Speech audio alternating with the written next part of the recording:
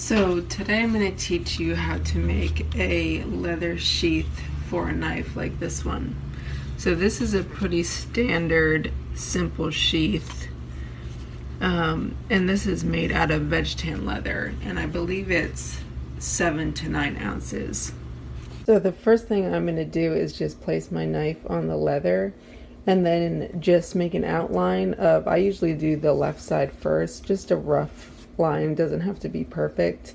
And you want to make sure that the belt loop is going to line up straight with the edge here, because if you don't, the knife is going to end up like this when you put it in, and it's going to be too close to the edge. And the next thing I'm going to do is just take my razor blade and cut out this outline.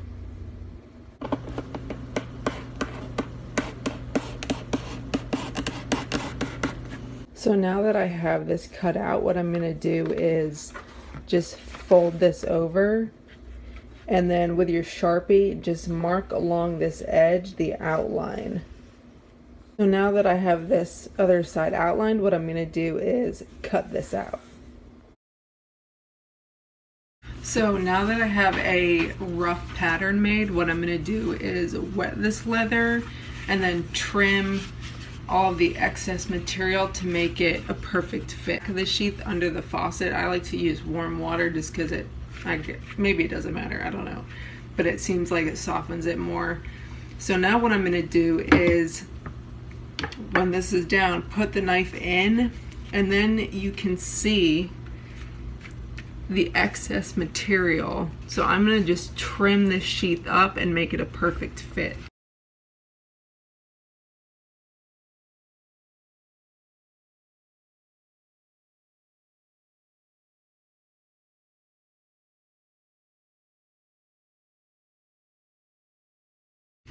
Okay, so now you can see that this is a much tighter fit on the knife, and you always want to remember, you want to leave enough room right here, because this is where your welt is going to be, or your spacer. This is going to prevent the knife from cutting the stitching when the knife is in the sheath. What the fuck am I talking about?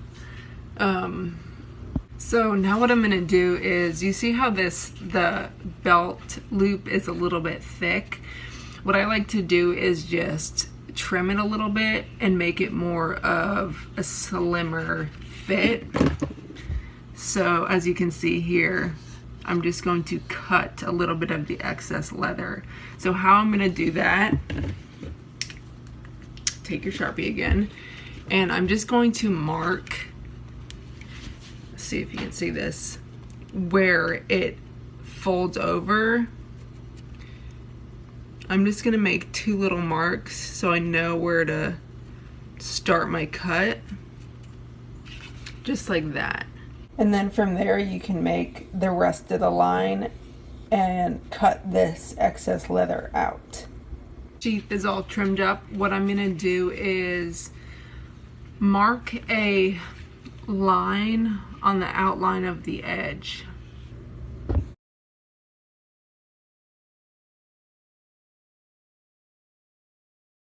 Is take this little tool, I'm not sure what it's called, but it just strips a tiny line out of the leather, and you're just going to retrace.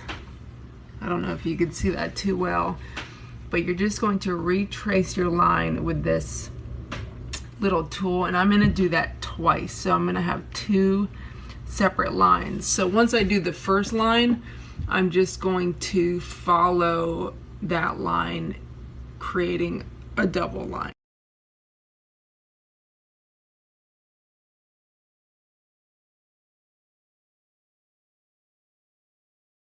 So now that I have all my decorative patterns down on my sheath, and if you're gonna do any stamping, just re-wet your leather and then do whatever stamps you want. On this sheath, I'm not gonna do any stamping. So now what I'm gonna do is take, ow, fuck, razor blade.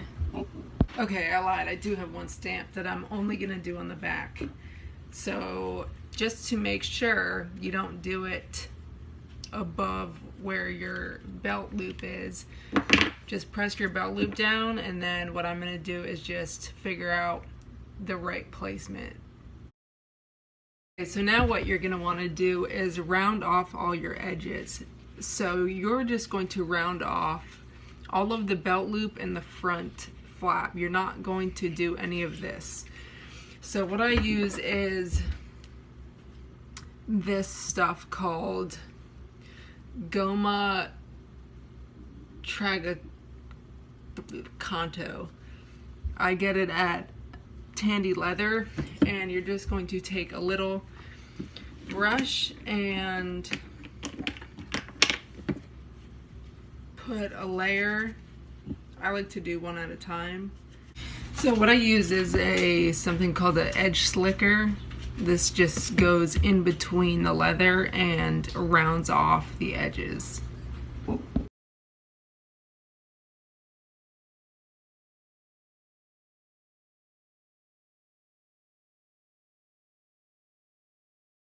So now that our edges are slicked down, what I'm going to do is dye the sheath. So what I like to use is EcoFlow dark brown as the base, and this is a gel antique. I also get these at Tandy Leather. So this is a dark brown, and then I'm going to use a black.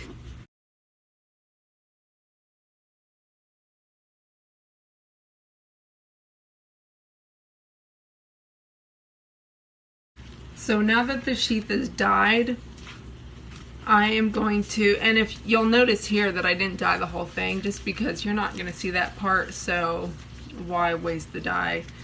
What I'm going to do is take another clean paper towel, wet it, and just rub. I'm just going to rub the middle section. I'm going to keep the edges dark and just kind of blend it back to the brown color, just so it has a nice fade to the sheath. Okay, so now you can see that this has been dyed, and keep in mind you can also go back and touch it up once you're done. So this is just kind of the base coat, and then once the sheath is done, I'll just put some extra black dye, usually around the edges, just to darken it up. So what I'm going to do now is I take a blow dryer and just dry the sheath. Okay, so now what I'm going to do is rivet down the belt loop sheath. So what I'm going to do for that is take my leather hole puncher that's a little bit fucked up but still works, and I'm just going to punch 2 holes at the bottom of the belt loop sheath, belt loop, fucking whatever it's called.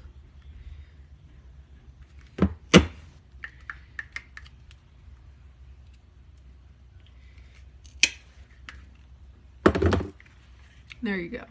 So now what I'm going to do is just put it down, make sure it's straight, and just punch 1 hole at a time. Now I'm going to use these tiny rivets to secure the loop. So I'm just going to place one end in through the loop, take the other side, pop it in, then you're going to hammer it together.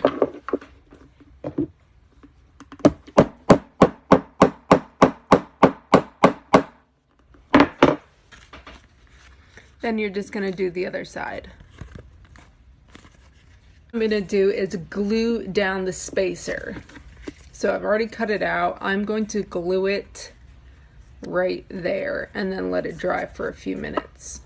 The holes for the stitching. So I have to do this one at a time, because if you do it all together, it's going to leave an imprint of this circle on the back of the sheath, which we don't want. So this takes a little bit longer.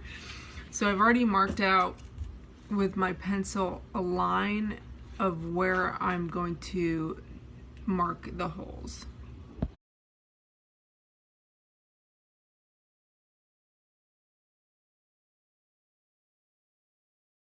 Now that we have our guidelines, what I'm gonna do is just punch out the other side. So I'm just gonna follow, it's hard to see this, I'm just gonna see where my guidelines are and then punch each hole out in the back.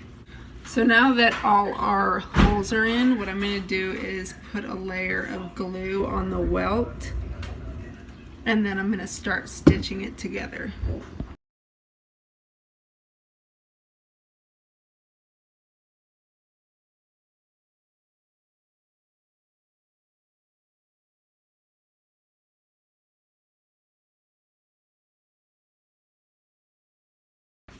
I'm also using artificial sinew, and this is the best kind of thread to use in my opinion.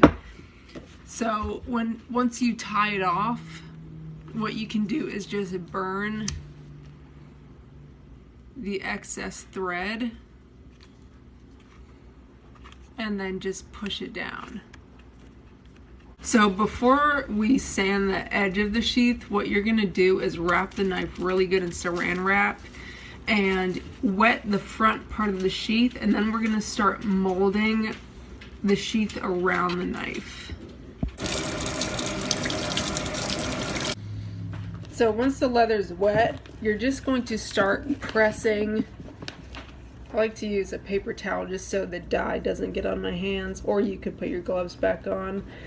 Just start molding the leather around the handle of the knife.